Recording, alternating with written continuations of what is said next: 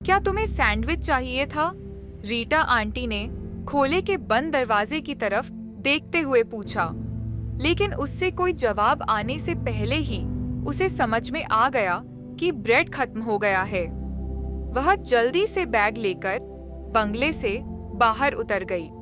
मैं Peter uncle और Rita aunty के बंगले के आउटहाउस में पेइंग गेस्ट के रूप में रह रहा था।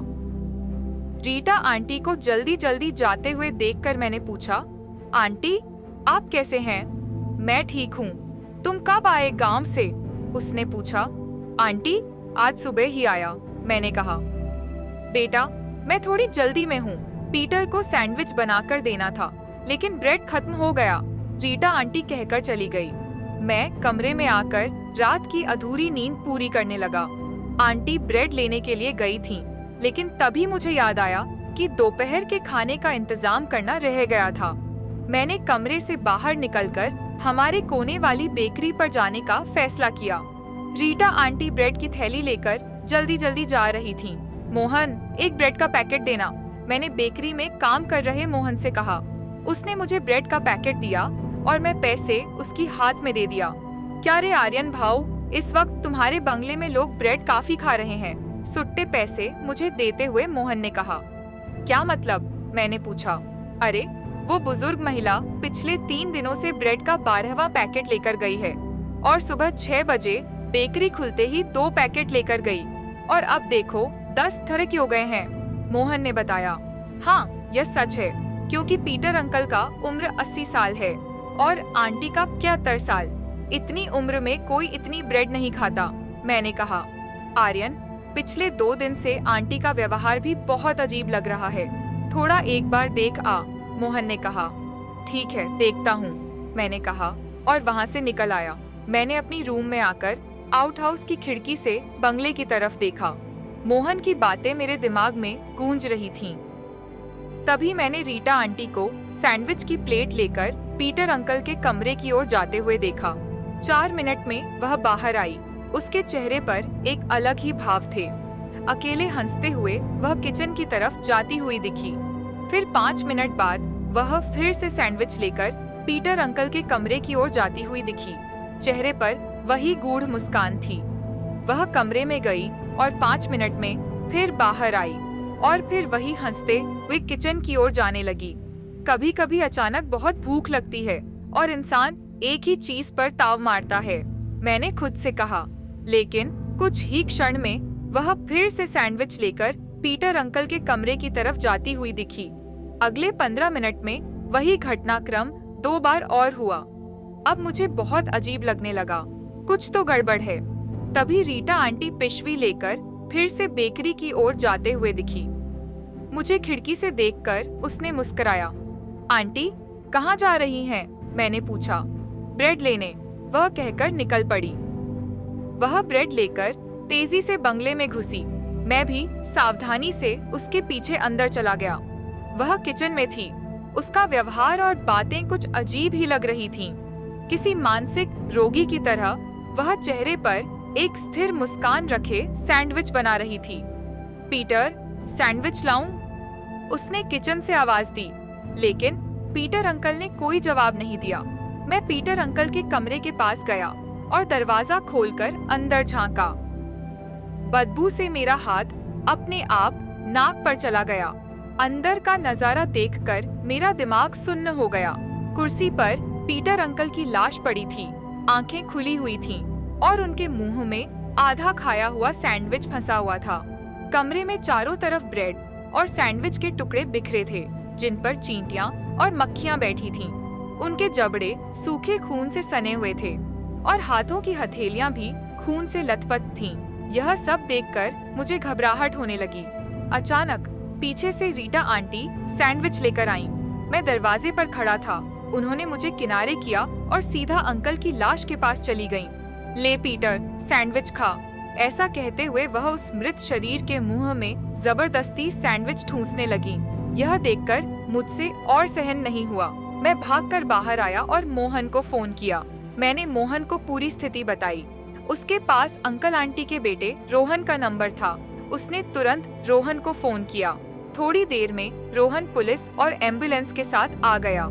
आंटी की मानसिक स्थिति बिगड़ चुकी थी। उन्हें अस्पताल में भर्ती करवा दिया गया।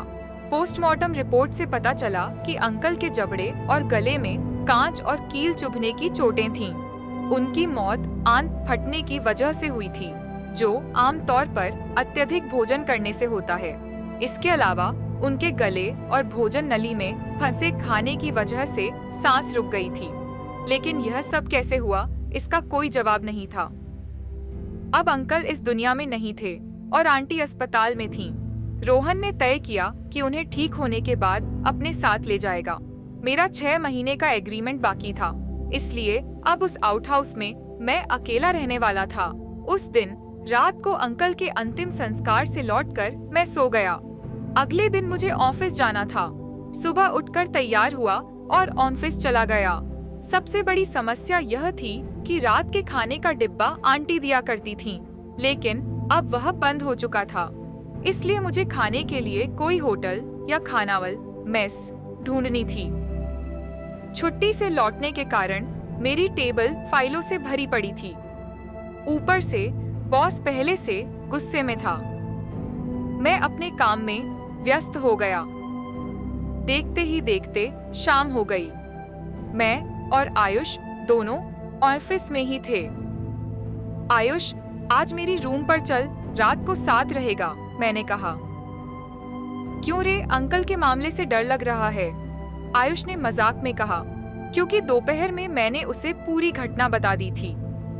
बस ऐसे ही, अकेले रहने का मन नहीं कर रहा, मैंने जवाब दिया। ठीक है, लेकिन यहाँ कितनी देर लगेगी पता नहीं, आयुष बोला। देखते हैं, मैंने कहा। हम दोनों काम में उलझे रहे। देखते ही देखते रात के 10 बज गए। ऑफिस बंद करके निकलने में 10:30 बज गए। अब खाने का सवाल था। शाम को हमने मिसल पाव खाया था, इसलिए मुझे भूख नहीं थी। लेकिन आयुष कुछ खाना चाहता था। भले ही एक वड़ा पाव मिल जाए तो रात में भूख नहीं लगेगी, आयुष ने कहा। देखते हैं, रास्ते में कुछ मिल जाए तो, मैंने कहा और बाइक स्टार्ट कर दी। आयुष पीछे बैठ गया। जाते जाते हमने 2 बियर ले ली थीं, लेकिन रात के 11 बजे कोई वड़ा पाव या भाजी पाव की गाड़ी नहीं दिख रही थी। आखिरकार हम संगम ब्रिज के रास्ते से सीधे मेरे कमरे की ओर निकल पड़े। संगम ब्रिज रात 9 बजे के बाद संगम ब्रिज का इलाका सुनसान हो जाता था। ब्रिज से मेरा बंगला नजदीक था। रात के 11:30 बज चुके थे और ब्रिज पर कोई आदमी तक नहीं दिख रहा था। मैंने आयुष से कहा, अब सीधे रूम पर चलते हैं, मैं मैगी बना दूंगा, वही खा लेना। ब्रिज लगभग खत्म होने वाला था और उसके छोर पर एक बड़ा सा वटवृक्ष बरगद का पेड़ था। अचानक उस पेड़ के नीचे एक खाने पीने की गाड़ी जलती बुझती रोशनी के साथ दिखी। मैंने बाइक साइड में रोक दी। अरे, लगता है वड़ा पाव की गाड़ी है, आयुष बोला। जा लेकर आ, मैं यहीं रुकता हूँ, मैंने बाइक पर बैठे बैठे कहा। आयुष गाड़ी की तरफ गया और कुछ देर बाद वापस आया। अरे, वड़ा पाव नहीं था, सिर्फ सैंडविच था, ले आया, आयुष ने कहा। सैंडविच, इस शब्द को सुनते ही मेरा दिल बैठ गया। मेरे दिमाग में पीटर अंकल का कमरा और वो भयानक मंजर घूमने लगा। मैंने बाइक स्टार्ट की और हम कमरे पर पहुंचे। आउटहाउस के अंदर जाते हुए मैंने बंगले की तरफ देखा। सब कुछ बिल्कुल शांत था। मुझे थोड़ा अजीब सा महसूस हुआ, लेकिन मैं अंदर चला गया। हमने हाथ पैर धोए और बियर निकाली। मुझे भूख नहीं थी, लेकिन आयुष ने बियर खत्म करने के बाद सैंडविच उठाया। मैं अपनी चारपाई पर लेट गया। खा लेगा? उसने आखिरी बार पूछा। नहीं, तू खा, मैंने कहा। उसने पहला कौर खाया। 1 नंबर, उसने कहा। फिर दूसरा कौर खाया, लेकिन तीसरा कौर खाते ही अचानक कुछ अजीब हुआ। आयुष का अजीब बर्ताव, उसके चेहरे के हाव भाव अचानक बदल गए। उसने बड़ी बड़ी आंखों से सैंडविच को घूरा और किसी जंगली जानवर की तरह उसे मुंह में ठूंस कर खाने लगा। मुझे थोड़ा अजीब लगा। आयुष, ठीक है ना? ये क्या खाने का तरीका है? गले में अटक जाएगा, मैंने टोका। लेकिन वह चुप रहा, बस आंखें फाड़े तेजी से चबाता जा रहा था। आयुष मजाक करने का आदी था, इसलिए मैंने ज्यादा ध्यान नहीं दिया और दीवार की तरफ मुंह करके सो गया। मुझे कब नींद आ गई पता ही नहीं चला। रात 3 बजे रात में मेरी नींद अचानक मोबाइल की रिंग से खुली। मैंने आधी नींद में फोन उठाया। हेलो, कौन? मैंने कहा। आर्यन, मैं अंकित बोल रहा हूँ, आयुष का भाई। अरे आयुष को क्या हो गया है? वो अजीब तरीके से बर्ताव कर रहा है जब से तुम्हारे यहाँ से लौटा है, अंकित ने कहा। मैं तुरंत उठकर बैठ गया। कमरे में आयुष नहीं था। रात के 3 बज रहे थे। भाई, आयुष वहाँ कब पहुँचा? मैं 1 बजे सोया था, तब तो वो यहीं था, मैंने हैरानी से पूछा। अरे वो आधे घंटे पहले घर आया, सीधा किचन में चला गया और बाहर नहीं निकला। फिर कुछ देर बाद बाहर आया और जिद करने लगा कि उसे सैंडविच चाहिए। हमने कहा, भाई इतनी रात में कहाँ से मिलेगा? तो उसने गुस्से में दांत पीसना शुरू कर दिया, होंठ चबाने लगा और हमें घूरने लगा। वो बहुत ज्यादा आक्रामक हो गया। मैं और पापा ने जैसे तैसे पकड़कर उसे कमरे में बंद कर दिया, अंकित ने बताया। ओह, यह सब कब हुआ? मैंने कहा, आधे घंटे पहले। लेकिन वो ऐसे क्यों कर रहा है? अंकित ने पूछा। पता नहीं, जब मैं सोया था तब तो वो यहीं था। वो गया कब? मैंने खुद से कहा। सुबह सुबह मैं तैयार होकर बाइक से सीधा आयुष के घर पहुंचा। जैसे ही मैं अंदर गया, अंकित गुस्से से मेरी तरफ बढ़ा। आर्यन, सच सच बता, कल रात क्या हुआ था? अंकित ने सख्त लहजे में पूछा। अरे भाई, हम ऑफिस से 11 बजे निकले, वहाँ से बियर ली, फिर संगम ब्रिज के पास एक गाड़ी पर आयुष ने सैंडविच पार्सल लिया। रूम पर आकर बियर पी और मैं सो गया। आयुष सैंडविच खा रहा था, फिर मुझे नींद आ गई और बाद में तुम्हारा कॉल आया। मैंने सब कुछ बता दिया। सिर्फ इतना ही हुआ था ना? अंकित ने शक से पूछा। और हाँ, जब आयुष सैंडविच खा रहा था तो मुझे थोड़ा अजीब लगा था। पहले 2-3 कौर खाने के बाद उसका बर्ताव बदलने लगा था। उसने बड़ी बड़ी आंखों से सैंडविच को घूरा और उसे जबरदस्ती मुंह में ठूंसने लगा। मैंने कहा, वो अभी कहाँ है? मैंने पूछा।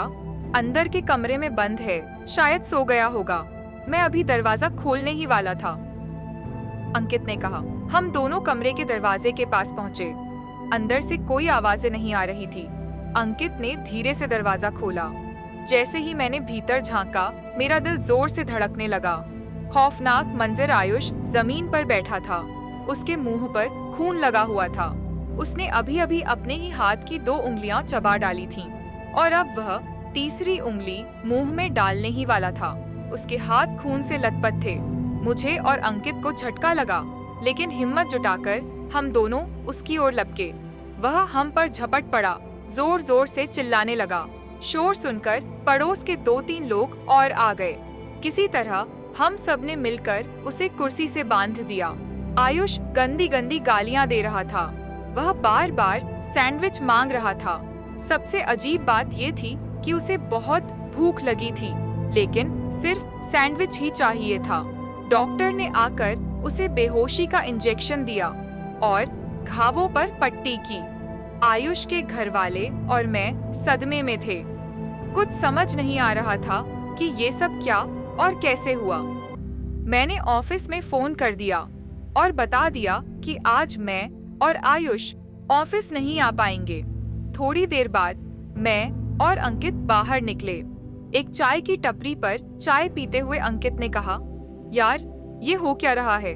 कुछ समझ ही नहीं आ रहा। हाँ भाई, मैं भी यही सोच रहा हूँ। कल मेरे मकान मालिक भी अजीब हालात में मृत मिले थे और उनकी बीवी भी बहुत अजीब व्यवहार कर रही थी। मैंने कहा, क्या इन दोनों घटनाओं में कोई कनेक्शन है? अंकित ने पूछा। सैंडविच, मैंने एक शब्द में जवाब दिया। मतलब? उसने पूछा। अभी कुछ कह नहीं सकता, मैंने कहा और वहां से निकल पड़ा। मैंने रोहन को कॉल किया। हेलो रोहन, आर्यन बोल रहा हूँ। मैं तुम्हारे बंगले में पेइंग गेस्ट हूँ, मैंने कहा। हाँ आर्यन, बोलो, रोहन ने जवाब दिया। रीटा आंटी कैसी हैं? मुझे उनसे मिलना है, मैंने पूछा। मॉम अब ठीक हैं, वो शॉक से बाहर आ गई हैं। अभी केएम हॉस्पिटल में हैं, डिस्चार्ज नहीं मिला है। तू आ सकता है, रोहन ने कहा और फोन रख दिया। मैं तुरंत केईएम हॉस्पिटल पहुंचा। रीटा आंटी हॉस्पिटल के बेड पर बैठी थीं, उनकी नजरें शून्य में खोई हुई थीं। हाय आंटी, आप कैसी हैं? मैंने पूछा।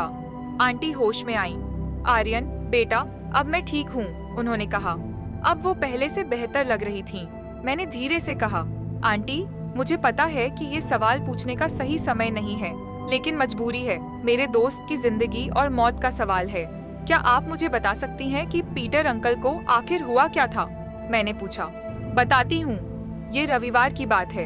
हमारा भांजा जॉन गोवा लौटने वाला था। उसकी बस रात 11 बजे थी। पीटर उसे बस में बैठाने गया था। लौटते समय वह सैंडविच का एक पार्सल ले आया। उसने मुझे भी खाने के लिए पूछा, लेकिन मेरी तबीयत ठीक नहीं थी तो मैंने मना कर दिया। पीटर किचन में गया और थोड़ी देर बाद बेडरूम में आया। उसका बर्ताव बदल गया था। आंखें बड़ी बड़ी हो गई थीं। होठों को दांतों से काटते हुए वह कमरे में इधर उधर घूमने लगा। मैंने पूछा, पीटर आर यू ओके? वह मुझ पर चिल्लाया, मुझे सैंडविच दे अभी के अभी। मैं डर गई और भागकर किचन से ब्रेड के सैंडविच बनाकर ले आई। उसने सैंडविच ऐसे खाया जैसे कोई जंगली जानवर हो। फिर वह फिर से चिल्लाया, उसे और सैंडविच चाहिए था। मैंने 3 बार उसे और सैंडविच बनाकर दिए, लेकिन ब्रेड खत्म हो गया। जब मैंने कहा कि ब्रेड खत्म है और रात बहुत हो चुकी है, दुकानें बंद हैं, तो वह सुनने को तैयार नहीं था। डर के मारे मैं नीचे के कमरे में चली गई। खौफनाक सुबह सुबह जब मैंने उसका कमरा खोला तो मेरे होश उड़ गए। उसके मुंह से खून बह रहा था। उसने ट्यूबलाइट तोड़ दी थी और उसके टुकड़े खा रहा था। मुझे देखकर वह फिर चिल्लाया, मुझे सैंडविच दो। मैं भागकर बेकरी से ब्रेड लाई, लेकिन जब मैं वापस उसके कमरे में गई तो मुझे और भी बड़ा झटका लगा। मेरा दिल बैठ गया। पीटर कुर्सी पर बैठा था और उसके पास एक बूढ़ा आदमी खड़ा था। उसका शरीर नग्न था, सिर्फ कमर के नीचे एक लुंगी लपेटी हुई थी। वह पीटर को एक एक कील पकड़ा रहा था और पीटर उन कीलों को चबा चबा कर खा रहा था। उसके जबड़े से खून की धार बह रही थी। मैं चीख पड़ी। तभी वो बूढ़ा मेरी तरफ देखकर मुस्कुराने लगा। इसके बाद मुझे कुछ याद नहीं। मैं मानसिक संतुलन खो बैठी। बस इतना याद है कि पीटर मर चुका था, लेकिन कब और कैसे मुझे नहीं पता। रीटा आंटी ने रोते हुए अपनी आंखें पोंछी। उन्होंने वह सैंडविच कहाँ से लिया था? मैंने पूछा। मैंने भी पूछा था तो उन्होंने कहा था कि संगम ब्रिज से लौटते समय लिया था। आंटी बोली, अब सब कुछ मेरी समझ में आ चुका था। ठीक है आंटी, धन्यवाद। मैं चलता हूँ, मैंने कहा और उठ खड़ा हुआ। लेकिन तभी आंटी बोली, आर्यन एक बात और बतानी है, लेकिन उसे मत बताना कि मैंने तुम्हें यह बताया। मुझे समझ नहीं आया कि वे किसकी बात कर रही थीं। किसकी बात कर रही हैं? मैंने पूछा। आंटी के चेहरे पर एक अजीब सी विकृत हंसी आ गई। फिर उन्होंने अचानक मेरे पीछे वाले कमरे के दरवाजे की ओर देखा। अब उनके चेहरे पर डर था। वो देखो, वहाँ खड़ा है, मैं कह रही हूँ, वही बूढ़ा आदमी। आंटी की यह बात सुनकर मैं चौकन्ना हो गया। धीरे धीरे पीछे मुड़कर देखा, लेकिन वहाँ कोई नहीं था। तभी आंटी अचानक चीख पड़ी। मैंने उनकी तरफ देखा। वे दरवाजे की ओर देखकर डर के मारे कांप रही थीं। मैं घबराकर डॉक्टर को बुलाने बाहर भागा। डॉक्टर और नर्स ने आंटी को इंजेक्शन दिया। वे बड़बड़ाने लगी, निकल जाओ, निकल जाओ, और फिर बेहोश हो गईं। मेरा दिल तेजी से धड़कने लगा। अब आयुष को लेकर मेरी चिंता और बढ़ गई थी। मैंने तुरंत अंकित को फोन किया और रीटा आंटी से हुई पूरी बातचीत उसे बता दी। अब यह साफ था, कुछ गड़बड़ थी और इसका कनेक्शन संगम ब्रिज की उस सैंडविच की गाड़ी से था। रात में वहां जाने का प्लान हमने पक्का कर लिया।